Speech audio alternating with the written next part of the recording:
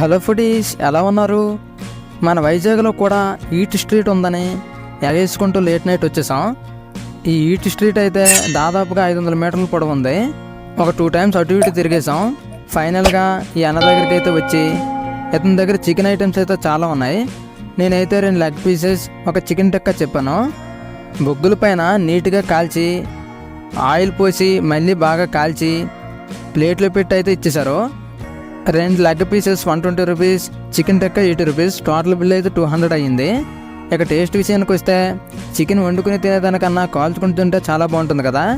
మొత్తానికైతే మనోడు బాగా కాల్చాడు. టేస్ట్ అయితే అదిరిపోయాయి. మీరు ఈ ఈట్ స్ట్రీట్ని విజిట్ చేస్తే కామెంట్ చేయండి. ఇది లేట్ నైట్ 12 వరకు కూడా ఉంటుంది. 7 ఫ్లేవర్స్తో పానీపూరి టేస్ట్ చేద్దామని వెళ్ళాము. 7 పానీపూరి 20 రూపీస్ అంట. ముందుగా జీరా పానీ ట్రై చేశాను. యావరేజ్గా ఉంది, అంత అయితే నచ్చలేదు.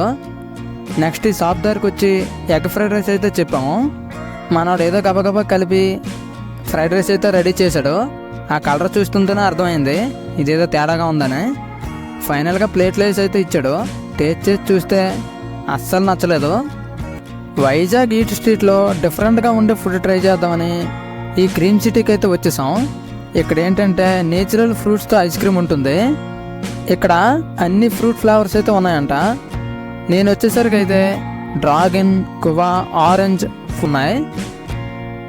ఇక్కడ ఈ ప్రాసెస్ ఏంటంటే నేచురల్ ఫ్రూట్స్లో ఉన్నటువంటి గుజ్జు తీసి అందులో ఐస్ క్రీమ్ ఫిల్ చేసి డీప్ ఫ్రిడ్జ్లో పెడతారు. నేనైతే గువా తీసుకున్నాను. Guava 100 rupees. కాస్ట్ రీజనబుల్లో కాదో కామెంట్ చేయండి.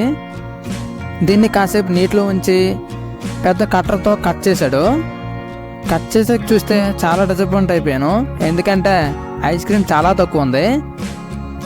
ఇక ఐస్ క్రీమ్లో గువా ఫ్లేవర్ అయితే చాలా తక్కువ ఉంది. ఇది డీప్ ఫ్రిడ్జ్లో పెట్టడం వల్ల గువా బాగా ఫ్రీజ్ అయ్యి తినడానికి అయితే చాలా కష్టం అనిపించింది. అలాగే మన వీడియోస్ నచ్చితే లైక్ చేసి ప్లీజ్ సబ్స్క్రైబ్.